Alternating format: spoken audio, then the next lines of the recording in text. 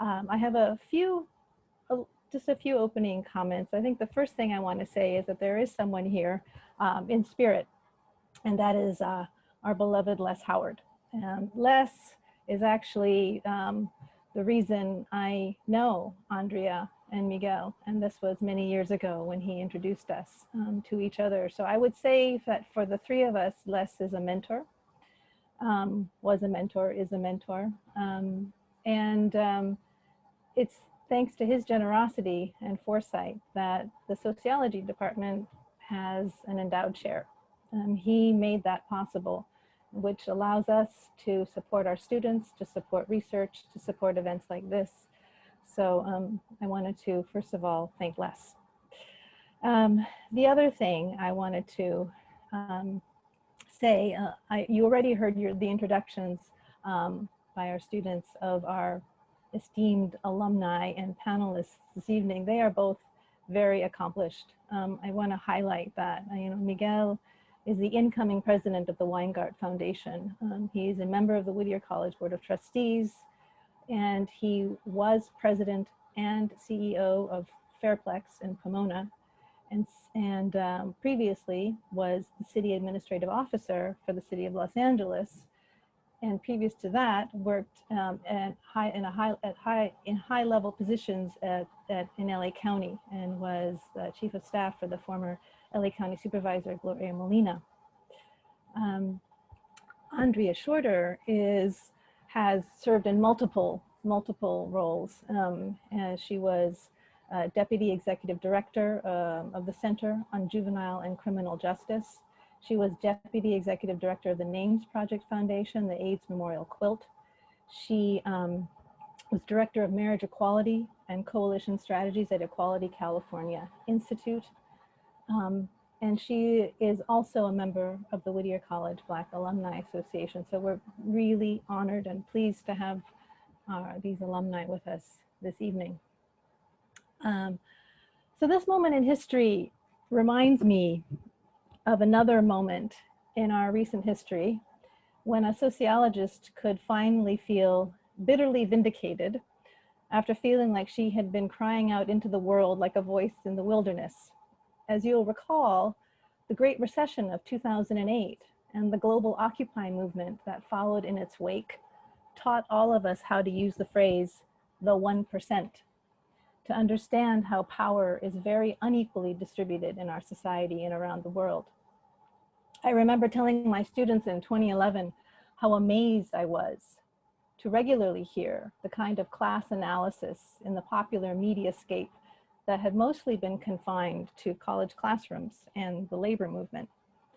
Now fast forward to 2020 and an even deeper global catastrophe today that has made starkly evident even deeper inequalities.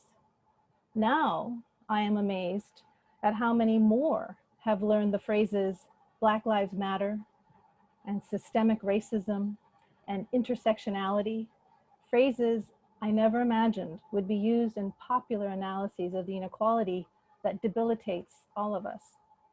But of course, we never imagined 2020 would turn out the way it has. So, and this gets us right to the report that Miguel will talk more about this evening and that we'll discuss, and that is not going back. And I want to share a couple of slides from that report that highlight the radical nature of what the folks who put this together are proposing. I won't go into detail, but I want to show you this. The report is available online, and we can make it available to everyone, I'm sure, later or during this session. But there are 10 important principles that this report recommends for a reinvention of Greater Los Angeles. And in addition to that, and I'm going to scroll down here, they recommend 15 policy arenas and recommendations that they go into detail about how to come out of this crisis better than we were before. And I think that's what we want to talk about tonight. And that is, how do we how do we not go back to the way things were, and how do we take this crisis and make it into an opportunity for a better LA? So Miguel, I wanted to start with you, if I could. And I wanted to ask you if you could just tell us a little bit about how the Committee for Greater LA formed, who or what was the catalyst, who the members are, and how this membership got determined. And then I'd love for us to have a conversation about next steps, what actions are being taken and can be taken right at the start to implement the recommendations of this report. And then for both of you to think about how a report like this, with all of those radical recommendations, how does this report about Greater LA also speak to the future of Whittier College? So I'll let Miguel take it away. Thank you so much. It's always good to be part of the community here at Whittier. I am a very proud poet, and I often reference my experience at Whittier College in the work that I do, and particularly relevant in the work of this report. The reason I say that is that there are underlying values that exist at Whittier that are really fundamental to what we talk about in our report.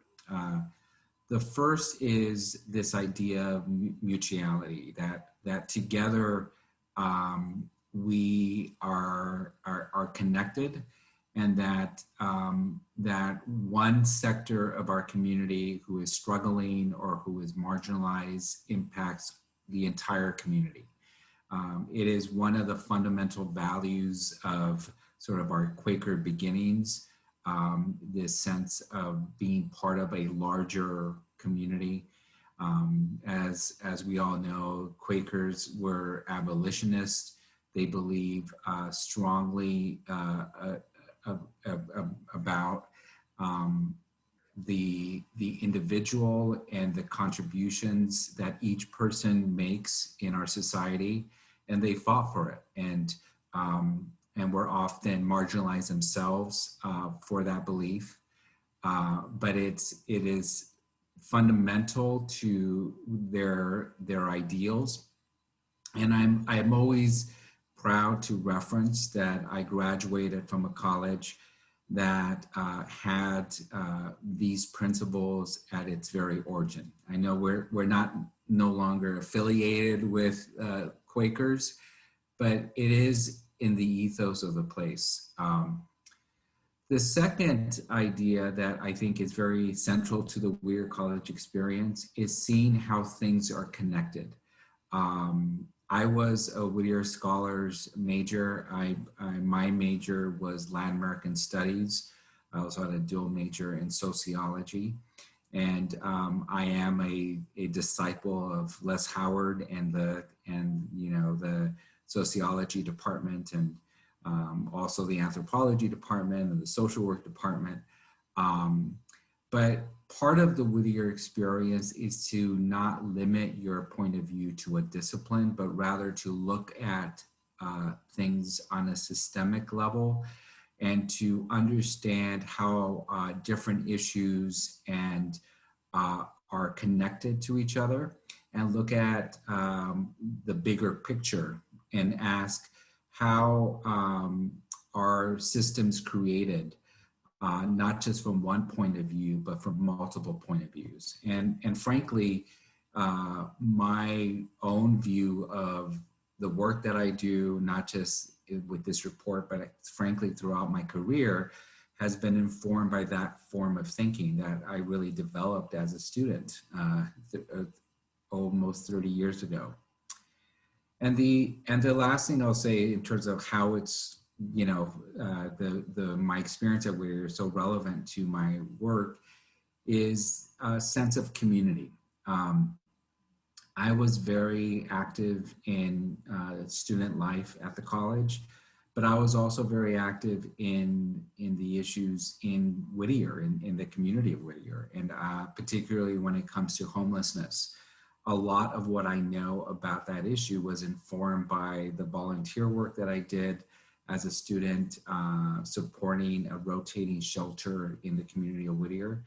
And I was supported in that work by the college. I ended up working for that shelter over the 4 years that I was there. And it in many ways became a real laboratory for what I was learning in the classroom. And that, frankly, is a rare experience as I talk to colleagues and friends about their college experience, that they would have that kind of experience that was supported by the college. So the No Going Back report was created right at the beginning of the shutdown. I was at a civic meeting where Dr. Ferrer, who's now sort of a household name here in LA County, our Director of Public Health, gave us a foreshadow perspective on what was about to happen. The shutdown, the how it was going to be done, the impact it was going to have on every aspect of our life. And I was fortunate that there were 3 leaders in philanthropy at that meeting who came together and said, you know, as government tries to sort out what the response should be, there should be an independent evaluation of what this is going to do to communities of color, to those communities have been marginalized, because there was, even at the beginnings, a sense that these communities were going to be disproportionately impacted. Mm-hmm. So 10 other foundations joined them, and they approached me, asked me if I would chair the committee of Greater LA, which is now a group of civic leaders, business leaders, philanthropic leaders, labor, community-based organizations. And together we helped guide the work of our 2 academic institutions that we partnered with, UCLA and USC, and created the report that is now made public. The intention of the report was to provide a critical, independent assessment of what we were learning from this crisis, and to provide long-term solutions to it. We would meet every Friday for an hour and a half, of course, over Zoom. Some of my colleagues who I've now gotten to know well, I've never met in person because this has been the form in which we've had to do our work. We brought in experts in academia to present on various topics ranging from education, immigration, healthcare, mental health, the economy, a variety of different issues. And we also always included in those panel discussions individuals with lived experience. So when we talked about the youth experience, we brought in young people who shared with us from their bedroom how difficult it was for them to get an education due to limited Wi-Fi and lack of access to technology. We heard from immigrants who talked about being disqualified from receiving federal support because of their status.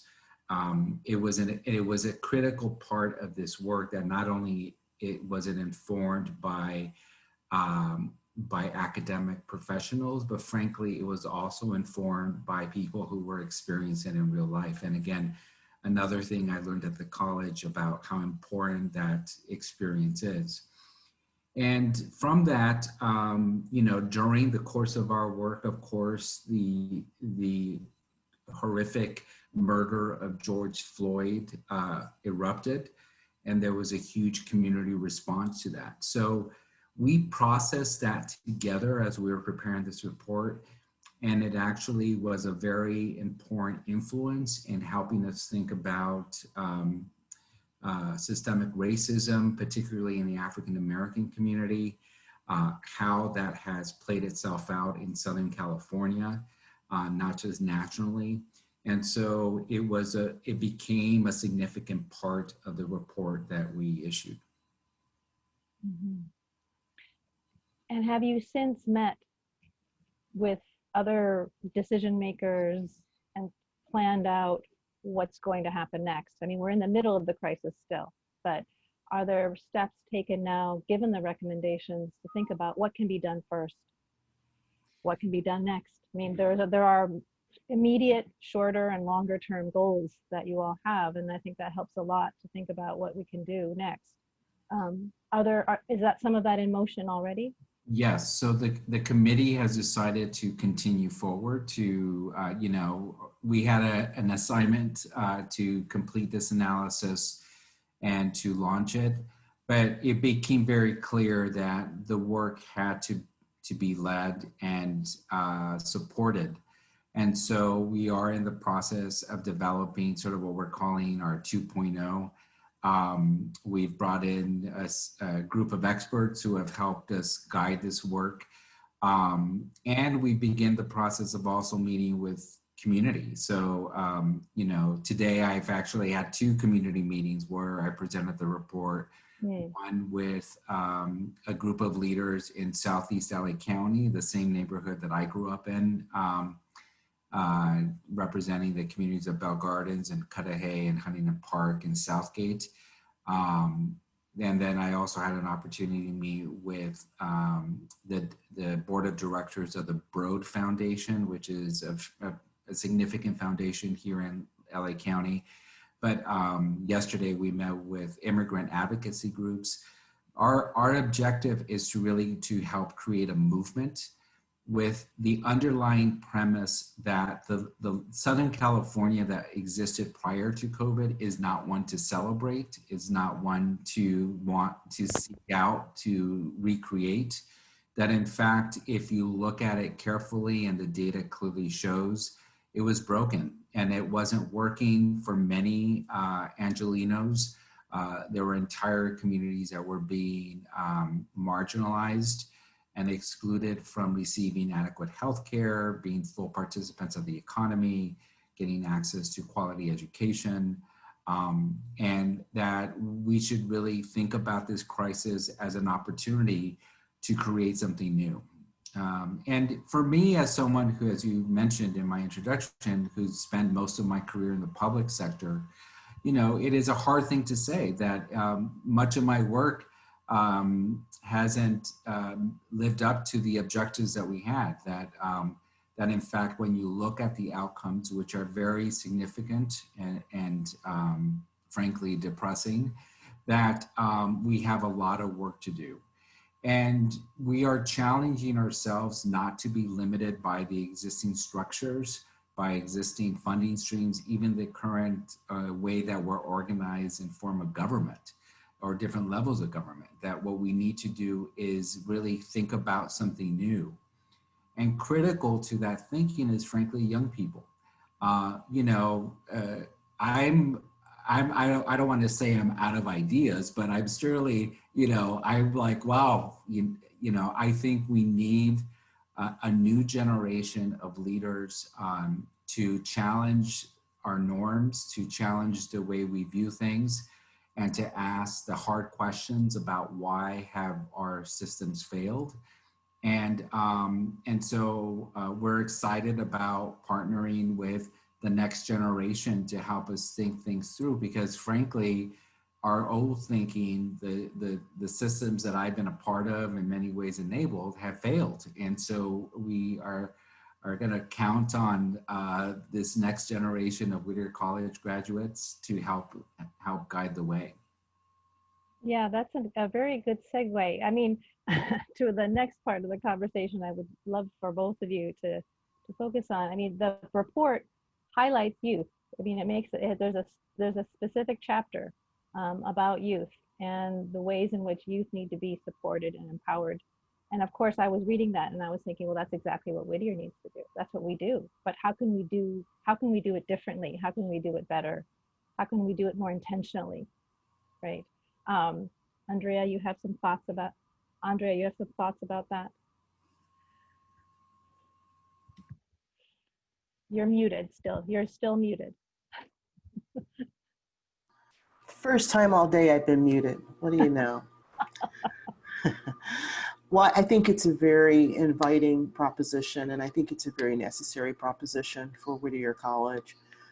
Look, I really, again, I want to acknowledge the terrific leadership and work that Miguel has provided. This is absolutely a right on time project. And there is work ahead to, again, not go back. It hits it on the nose. That's not only in Los Angeles, but certainly throughout a number of pockets and sectors throughout the nation. But Los Angeles, I think, will take a very inviting lead in terms of really working this through. If we're not going to go back, where are we headed, and who can be a part of a new movement for a new California, a new Los Angeles. And I think that Whittier it can be an important partner in that. It has all of the great attributes. I appreciate all of the similar attributes that Miguel had indicated about his experience at Whittier, and we're both still connected to the community. We never left. We've always been connected in one way or another. And I appreciate that. And I hope that students are having the same, or will be able to have the same or similar or better experiences that we did, in that it is a unique experience for this small but mighty and beautiful college that is here on the West Coast. We are in the world's 5th largest economy in the state of California. And I think at Whittier, that there's something about that, that is a fact. And that is something that I think Whittier College students are prepared to engage in and lead in a variety of ways. And I think that this is a project that can connect with a number of Whittier students. Many students are from the area, and I think we'll speak to them. But I think it is that those qualities about the college that I think are sustainable. Colleges, they have ups and downs, and you play with this and you play with that as we determine who we are. But I think ultimately the commitment to exploring new ideas and getting engaged in community. I know that while I was there, and I not only was there with Wes, our beloved Les Howard, but also Dr. Thelma Eaton, one of the projects that we engaged in, and it really continues to serve as a basis or as a foundation for much of the work that I've been doing over the 30 years since I graduated, was developing a project which we call the Whittier Crosstown Project, and that was how to engage African American students in college life, from South Central Los Angeles, and also students from East Los Angeles. So there is history there in terms of how the college, the students have been activated, not only as what in sociology we call participant observers, but also going on to lead in key areas. It's no mistake that we have folks like Michelle Cervantes, who has worked at the UN for a number of years. We have Brent Robinson, who serves as the district chief for Senator Kamala Harris, and likely soon to be vice president. It's no coincidence that we have Miguel Santana and the work that he has done through the years. It's no coincidence that we have Courtney Broddux, who's coming up. She's a recent graduate, and she's doing some great work already in the area. So I think that is really part of the tradition of the college. I don't think that it's something that is new, it's just that the times have different challenges. And I think that this is an opportunity for the Whittier College student to be engaged and be supported in that engagement, because we need Whittier College. We need Whittier College students to be engaged. Mm-hmm. I'm struck by what you said too, Miguel, when you said, you know, you spoke about Quaker values, you spoke about what that meant to you, that meant that you were connected to a larger community, that you were part of a tradition of social justice that stretched back to the abolitionists, that you were taught to think systemically, that there are connections, that we are connected across time and space, and that in order to tackle the problems that our society faces, we need to think in terms of systems. And then you talked about your experiential learning. I mean, both of you brought that up, that it's in those spaces outside of the classroom, connected to the classroom, but nevertheless, right, in the world, I guess you could say, that primed something in you, that clicked something in you, that made you excited about what you were learning and you could apply it. I wonder if you could speak to some of that potential. Well, I think I didn't know it at the time, but I was really laying the foundation for the rest of my career. You know, all of us when we're in college do what we have to do, right? And in my case, you know, taking the full load, often struggling with that, but still having the support of the faculty to be successful at the end. Having to work, you know, I had to work 3 jobs, but also engaging in community work and on campus and in the broader area.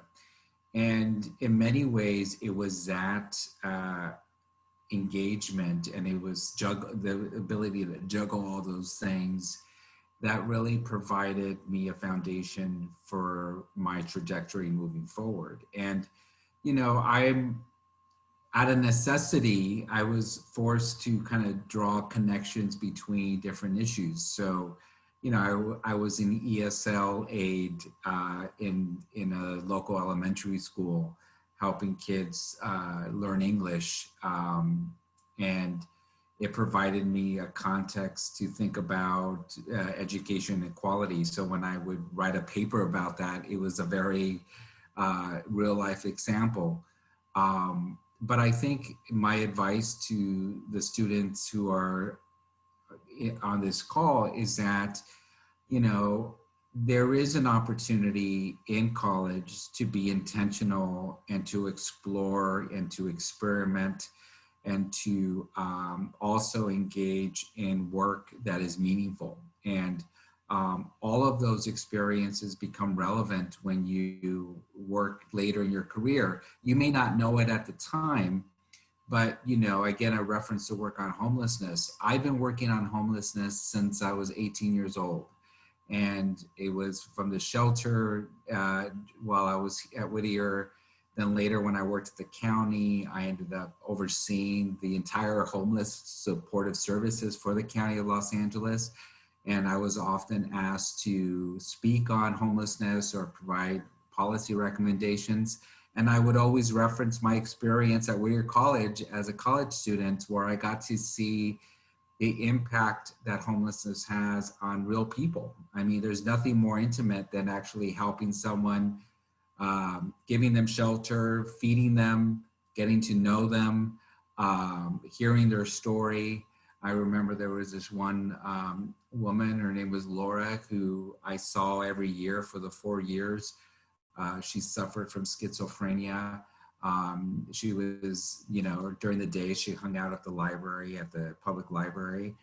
And one day she actually talked to me, and you know, I would try to talk to her, and she would always, you know, always resist it. But she finally one day did talk to me, and she told me that, you know, that she had a lot in common with me, that she was a Whittier College graduate. And, you know, sometime in the late 60s, she gave me her name, and I remember going to the library, going to the stacks, finding the yearbook of the year that she said she graduated. And sure enough, there she was, a fellow poet who was experiencing homelessness, suffering from schizophrenia, and now in the position where she relied on people like me to help her survive. I reference that because that experience informed so much of my thinking around this issue. And I've been fortunate to be in a position at a policy level to recommend billions of dollars of funding for permanent supportive housing, or to provide ways in which we convince people like Laura to go into housing and to make sure that they stay in housing. That, coupled with my academic training and certainly the years of experience looking at different policy solutions, has helped, a lot of people move out of homelessness. But it also showed the real human impact behind how hard it is, right? How do you convince someone like Laura to move to do that? So I think that I raise that as a story because each one of you are currently doing things in your own capacity, either through volunteer work or working just to make ends meet. And those experiences are as relevant and as important to your future as what you're learning in the classroom. And the real opportunity lies is to make those connections and to be intentional about how you engage. Very much. I think reading the report, listening to you, and Andrea, I want to give you a chance to speak too about this, but it just strikes me that the sense of community needs to expand. We need a bigger sense of community, and we have a crabbed. We've developed a crabbed sense of community. My little small community that I must protect against the others who are encroaching on my community, right? Without being able to see the way that you're talking about systems, connections, a larger sense of community, the humanity of the people that you would maybe normally exclude from your sense of community, who in fact are your neighbors. I think my sense of the report is that it will require a very different sense of community than the one that we've been accustomed to over the last 30 or so years or more, as we encountered the backlash to civil rights and the backlash to integration, But so it heartens me that these are the kinds of experiences that students can have to expand that sense of who's in my community. Sorry, Andrea, you want to? COVID-19 has shown that, right? Because yes, very much. I mean, you can't. Our ability to reopen up the economy to allow students to move into their dorms is directly tied to the well-being of the community. Absolutely, it put the public back in public health. Yes, and so nothing's more obvious than that. You can't just pretend like one sector of the community is, out of sight, out of mind. There's a general sense of mutuality. Very much. Andrea, you want to respond? Yes, indeed. And I think that it also forces us, whether we're students at Whittier, whether we're alumni, wherever we are in this conversation, it really forces us all to really, as you said, sort of rethink community. And, it will require a different kind of community or different sense of community to move forward. Look how we're meeting right now, right? And so it may be more difficult to kind of get out and walk around on campus because we're not on campus. It may be a little challenging to be in the spaces that Miguel or myself or others have been able to walk through in the larger and the greater community of Los Angeles, because physically we are restricted. So how we create community, there are different challenges. just in and of itself. But I also just wanted to go back for a minute to this idea of just sort of the abolitionist roots of what it has meant to be Quaker. And again, as Miguel had said, I mean, we have, this is a college that was founded by Quakers, and it is not a Quaker college, and that, you know, you come and you're indoctrinated in one way or another. But I think that the values are still very of import.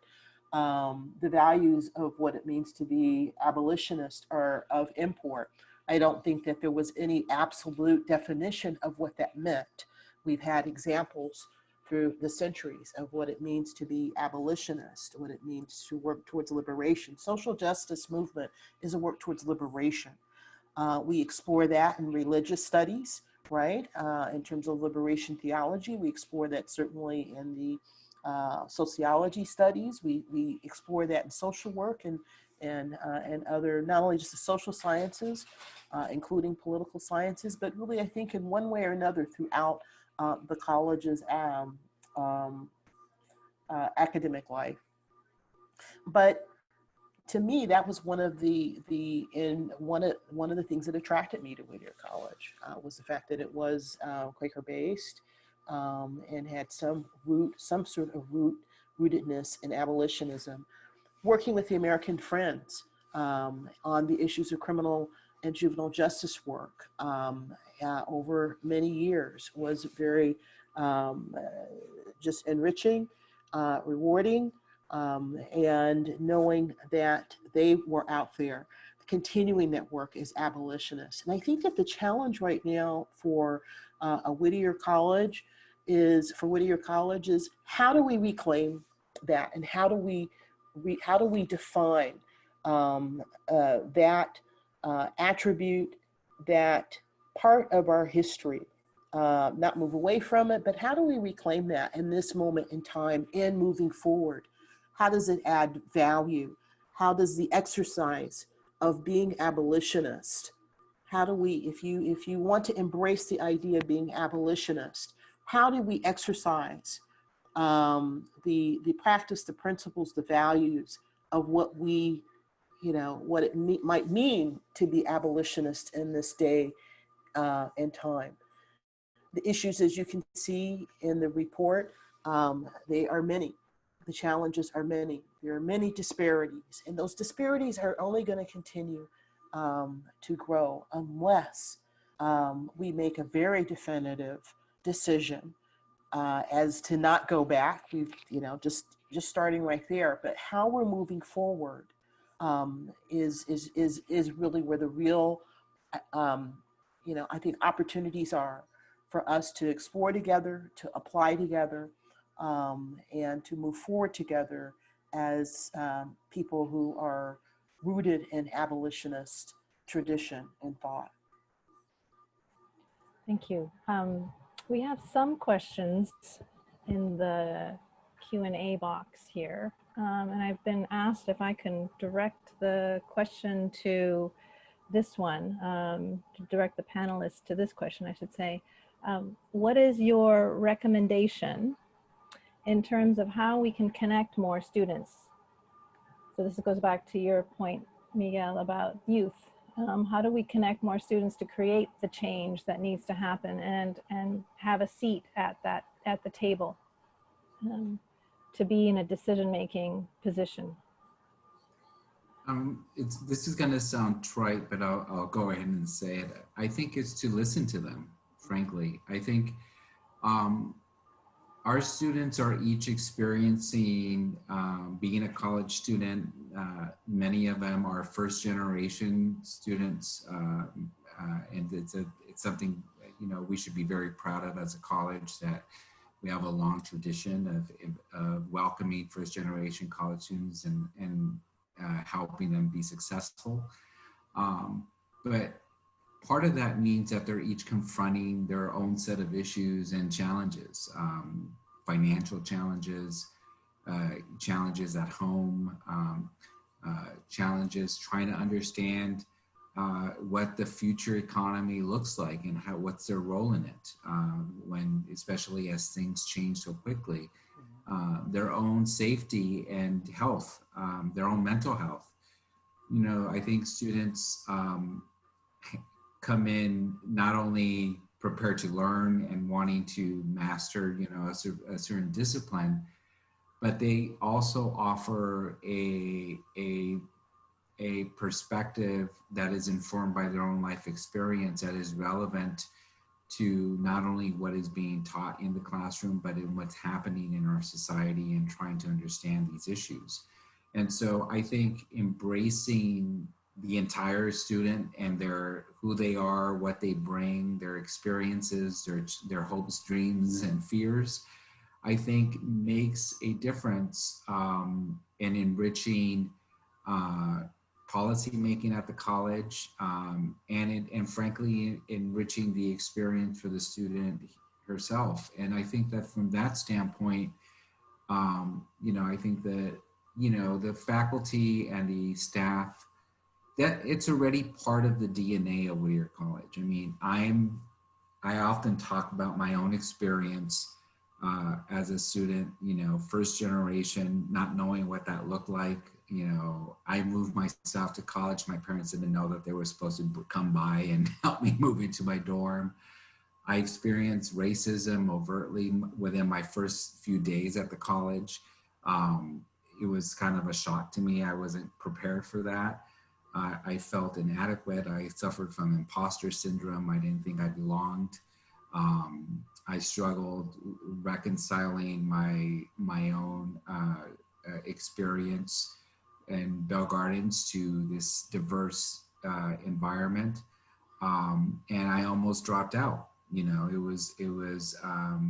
If it wasn't for the intervention of people like Les Howard and Lois Oppenheim and Raphael Chabran, and the friendships I developed with people like Andrea and so many others, particularly students of color, I would have not made it, and I wouldn't be here today, quite bluntly. And I think I reference my own experience because I know there's several somebodies who are going through this right now, especially today under this environment. And so Whittier is almost the best equipped to support a young person through that experience, to see value in their voice and in the perspective that they bring, and to really create an opportunity for their learning, but frankly for shared learning. I would say double down on that, make it even a greater part of the Whittier College experience. Andrea, you want to add to that? Yes. I want to make sure I was not muted again. But yes, I mean, I can, as Miguel was talking, I remember even in my freshman year, I had a few misgivings myself. There were a few shocks here and there, and but it was certainly the community of faculty and Les and Thelma and others that said, let's look at things a little differently, but also adding. I really feel that began to really feel the community of the college. When I think of Whittier College, I really think of a community. I really do. I think of being part of the community, and there's, I think, a reason for that, because we were building community, and we saw ourselves as community. But I also think that certainly for students of color, we're in something of a, from what I can tell, a place of transition in terms of how we identify as a college that is one I am very proud. teased other folks, but I'm serious. I would love to have a t-shirt that expresses in celebration the fact that Whittier College is graduating the number of Latino students, of Latinx students, of small colleges in the United States. I'm very proud of that. I feel a part of that. I take pride in that, and I want to celebrate that, and I want to shout it from the mountaintops. I take pride in the fact that right now there are a number of us that are coming together, and we have formed the Black Alumni Association. We've got folks like Harold Allen and Earl Collins and Mark Products and so many other folks that are coming together, that I think that now there have not been many Black students that have graduated from the college in our 100 and what have you years, but certainly, and we have unique experiences at the college, but I think that for the most part over, so, you know, the number of years has been positive because of the sense of community. It doesn't mean that there aren't things to work on and improve, and we are very delighted that we have the president that we have now, and Linda Obre, because embracing not only the initiatives around diversity and inclusion are, you know, that's important that we embrace it, not just for the sake of diversity and inclusion, that those are things that we check off the box. That's not what it's about. I think it's about how we celebrate diversity as really a value about our Whittier College experience. And especially here in the 21st century, and especially here where we are right now in this moment in time, struggling with the issues as a society around race, racial justice. And I think that in many ways that Whittier will continue to be, if it chooses to be, and dedicates itself as it has before in many ways, to the cause of social justice. And again, keeping rooted in that community, keeping rooted in that spirit and the idea, and continuing to think about what it means to be part of the abolitionist movement. So I'm very proud of our college. I'm excited for what we will be in the coming years, and we will get through the crises that are before us right now. And I expect that we will be leading, that our students and our faculty will be in the forefront, as we have been on many occasions on challenging issues. Thank you. There are many of us who are pushing for this, want this, and have been talking about this for many years. And I've learned from many people who have schooled me on that as well. And I continue to believe that it's so important.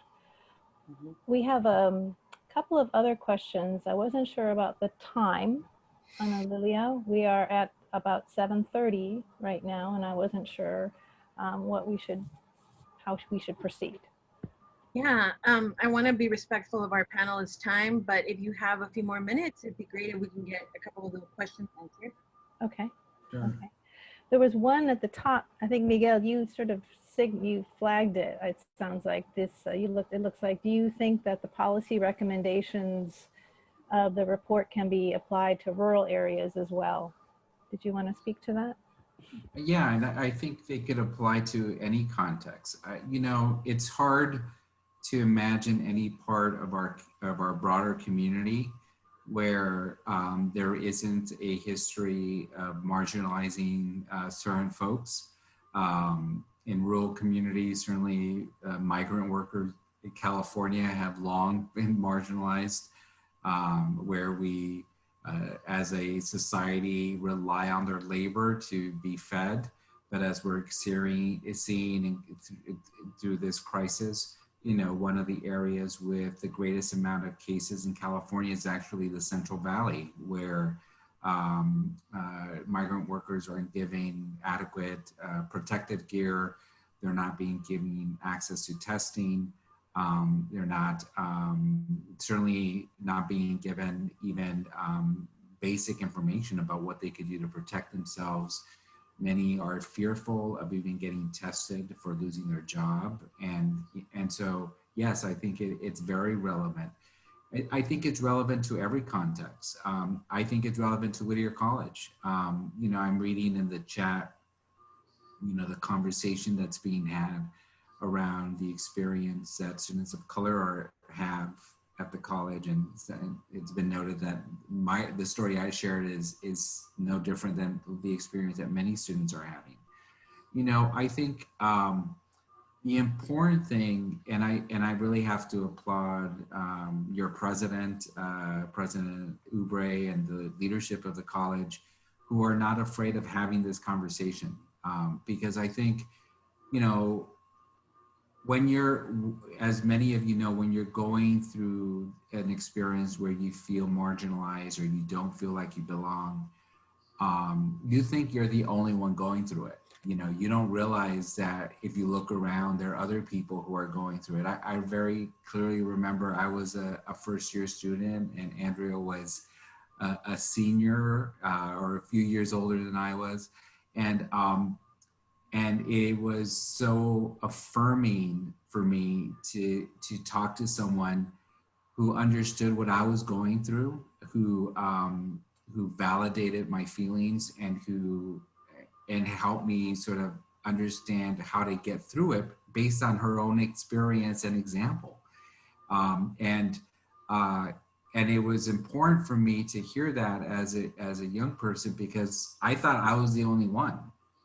So the fact that issues of race, issues of injustice, of inequality, of historic marginalization are being had as a community and at the college in particular is important. Now that means it's very hard. It's easier. We've been all trained as a community to ignore these issues, to not talk about them, to never really reference race or inequality, to be the same. We've been trained as Americans that that's the way you survive and assimilate. It is the harder path to engage in this conversation. And Whittier is a good place to do that in, as difficult as it is. But it's important to have that conversation, because only through that will we build understanding and change behaviors and systems, so that everyone has a sense of belonging here.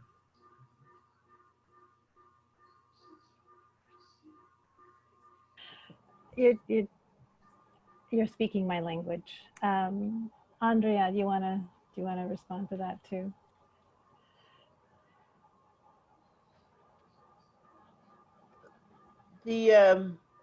You know what? I'm so enthralled by anything that Miguel shares. I forgot what the question was.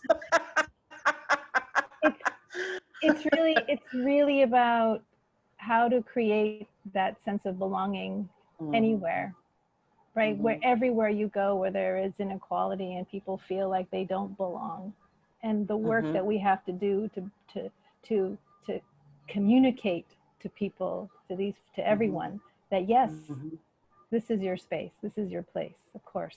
Right. Yeah. Well, I think that we also have similar to some experiences is that we both share, but Miguel has crystallized in terms of being students of color at Whittier, and often or at times feeling, you know, quite marginalized. I don't think that ever goes away, but I think that what you learn from that is, in the world, that you learn to appreciate, that you approach folks where they are, and appreciate and respect and be mindful about where they are. There's a reason why the story of the homeless woman that Miguel, he has shared that with me over the years. I don't think that leaves Miguel.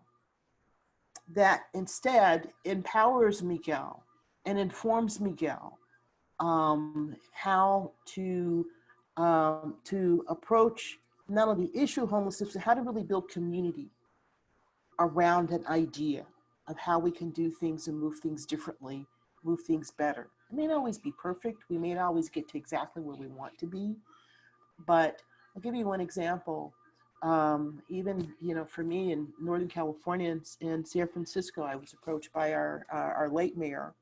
And the issue, as we know, of homelessness in San Francisco is nearly tantamount to the name San Francisco at this point.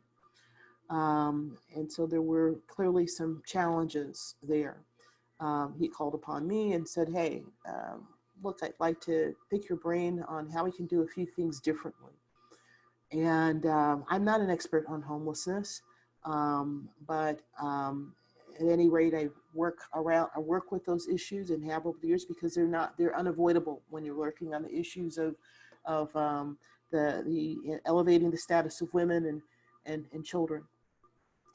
But I knew that I could pick up the phone and I could talk to Miguel about it, because I know that he has built a different kind of arena, a different kind of sense of community about how we may be able to look at this and tackle these issues differently and better.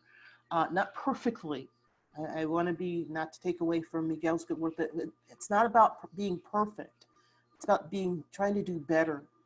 And I think that the value that we walk into the world and operate and move about in the world about valuing marginalized, otherwise marginalized ideas, thoughts, and people is very much rooted in our experiences. At least I can speak for myself at Whittier College.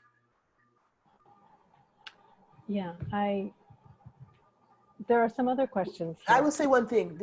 People will only, marginalization is a choice. You can either choose to marginalize people or not marginalize people. And I think that if you were in the business of trying to move forward with move social justice, move the idea of equity forward, move the idea of criminal justice forward, move the ideas of certain reforms forward, you have to make a choice. The numbers, the data, etc., may tell you that there is marginalization, and that's true on paper. But when you are working to create community, we have to make a choice. Either we choose to treat people as marginalized, right, or we don't. And I think that that's something that I value. Mm-hmm. Miguel? And it's about empathy, right? Mm-hmm. And that's also right, sort of a value, a Quaker value, is seeing yourself mm-hmm. and others. And right. in Quakers' terms, seeing God in others, right, in every person. And mm-hmm. right. No matter who they are or whether they agree with you, you know, mm-hmm. Another big value, a Quaker value, is this idea of consensus, right? Mm-hmm. You know, and you sit in the room until you build consensus. How hard is that? Right. It's hard. And the reason why consensus is so important, because the voices of outliers, of those with contrary views or principal views, are valuable to inform the whole perspective. And and so that means you have to be patient. That means you have to listen carefully to the perspectives that are being presented, even and especially when they're counter to yours. Now, how hard is that in today's political environment, right? Where our instincts are to surround ourselves in every way, including on social media, with only those who subscribe to our values, our point of view, and to dismiss and villainize and distance ourselves from anything that isn't consistent with our point of view. And this is not a left or right issue. This is just an issue, right, that all of us experience in one way or the other.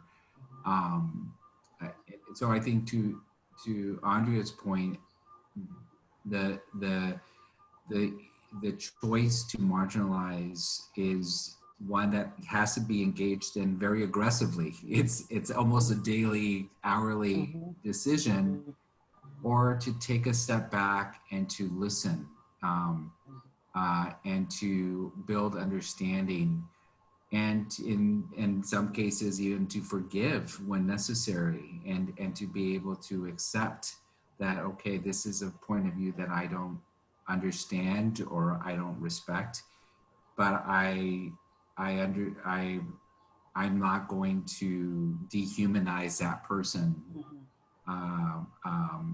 for what they believe. This makes me think of a spiritual practice.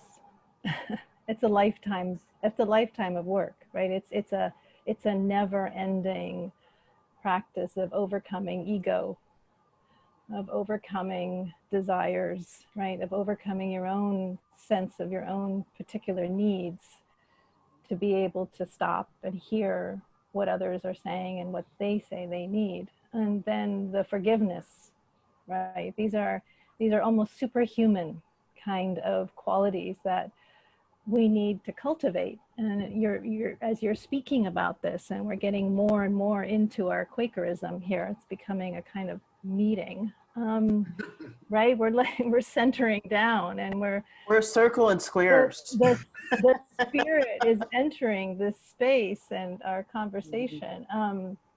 It's making me think how much the college needs to go back to something deep like that, to prepare our students, really prepare our students for a very divisive, very polarized world. That's not going away anytime soon.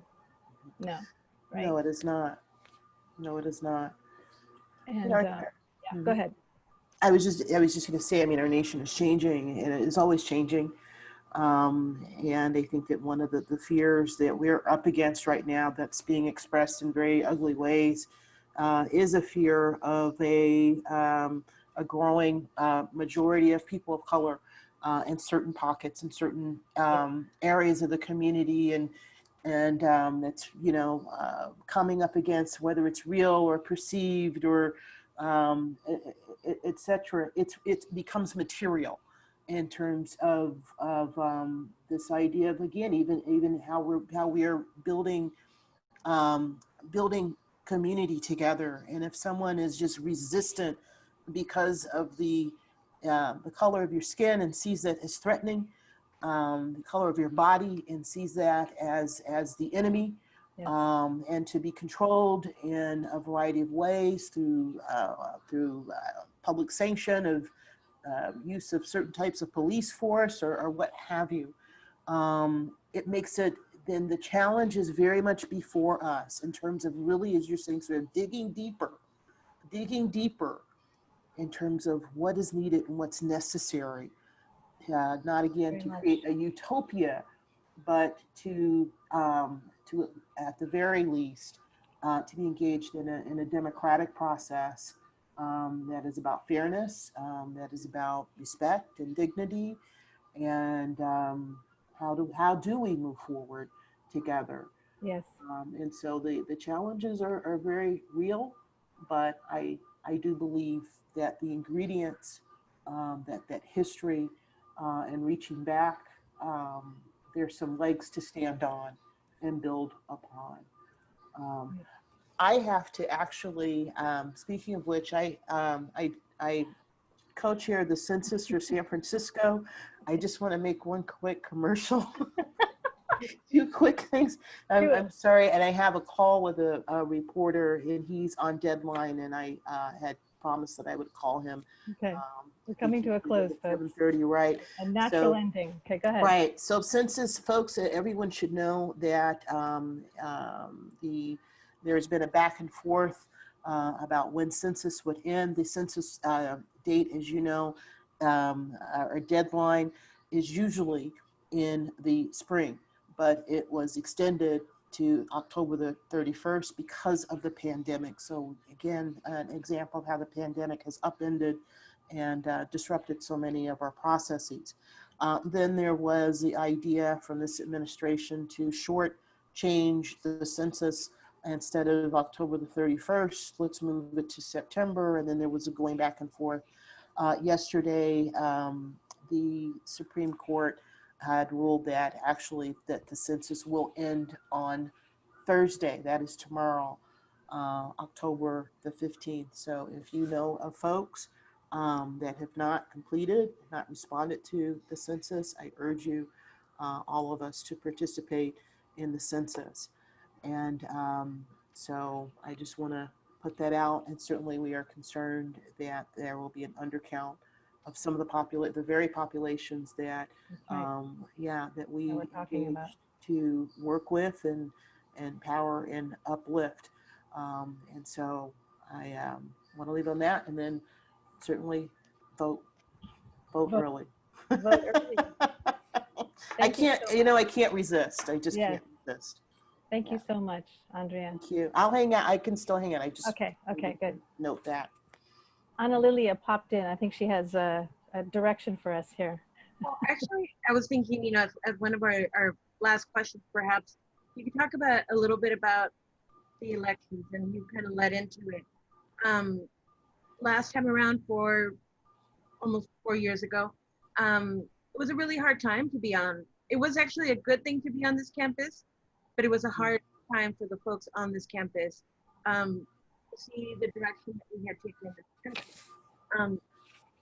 Can you talk a little bit about how are we going to move forward if the we all have our different ideas of who the right candidate is, but if the right candidate that we think is, you talked a little bit about polarization. So if our candidate doesn't win, how do we move forward together? It's hard to think about it at this moment, but I usually try to take the long view on these things. This is a moment, right? And this too will also pass, and we will be confronted with other moments. And so, whether your candidate wins or not, there's still next year and the year after that. And I think it's looking at it from a historical point of view that makes, I don't want to say makes it okay, but certainly makes it easier to understand, right? And because I think I'm a big believer in sort of the philosophy that the late Congressman Lewis had about history and about social justice. And here's a man who was beaten crossing a bridge just because he wanted to have the right to vote and his community have the right to vote, and became a congressman and a leader who in his life and certainly in his passing was celebrated for what he represented.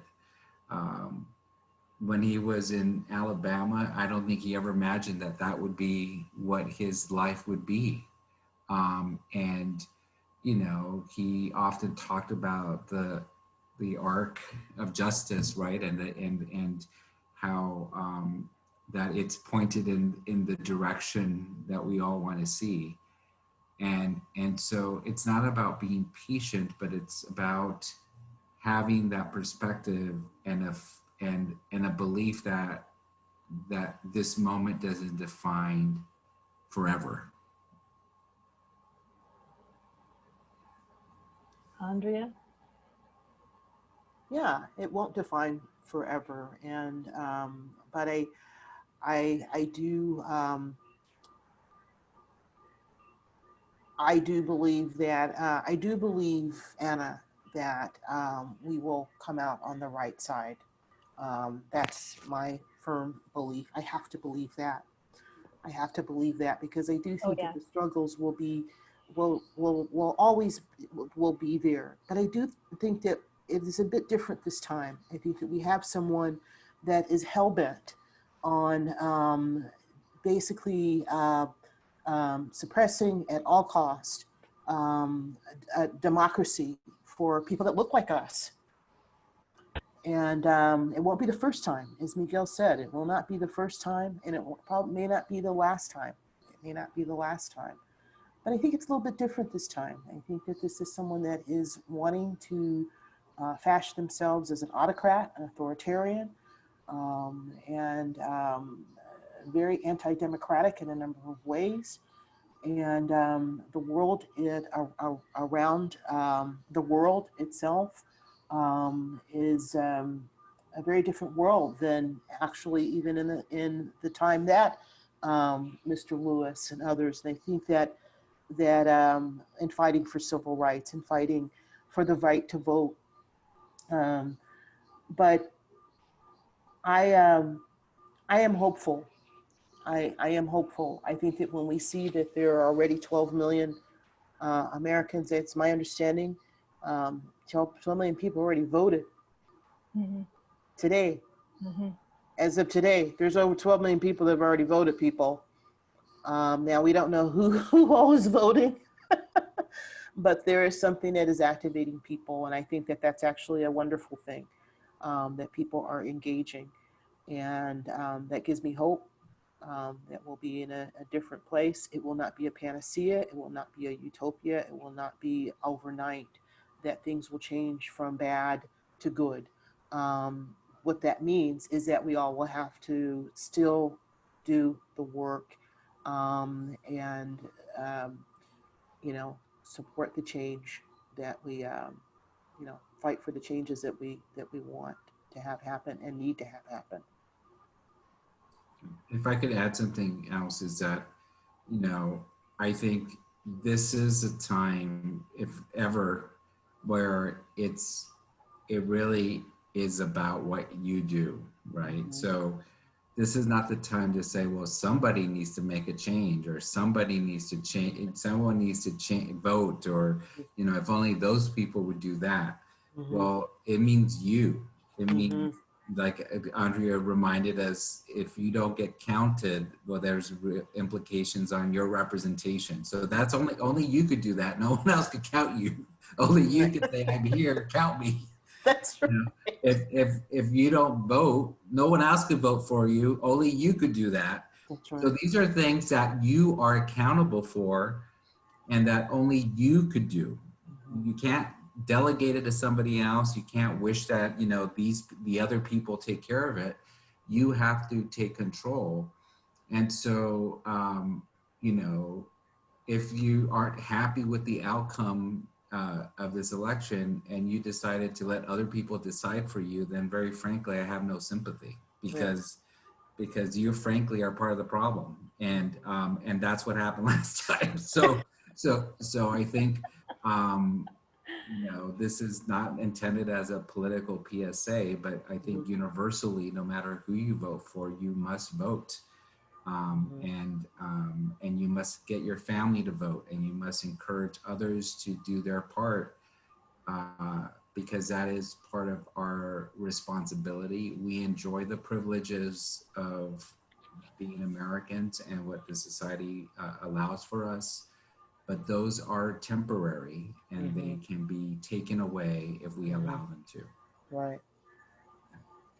I think that's a wonderful way to close this out, with a PSA for civic engagement and concern. I think I'll take it right back to the original report. There's no going back.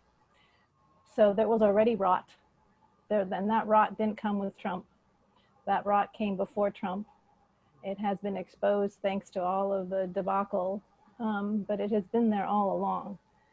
That has never stopped being a problem. That was always a problem, and it hasn't stopped being a problem. It will continue to be a problem. We have to fix that huge rot that's at the heart, at the core of our society and of our world. And then you add all the other troubles. And there was a question in the question from a parent saying, how do I talk to my kids about this? Well, I think Miguel and Andrea gave some suggestions about how to talk to kids about this. But also, it's the long game. It takes a lot of work, and it won't be over, even with this election. It's just not going to be over, folks. So I'm so glad that we have this report as a guide, as a guiding framework for what needs to get done. We know what needs to get done. We just need to get it done. Mhm. And Whittier College can be the place where that can start. Yes. I believe that too.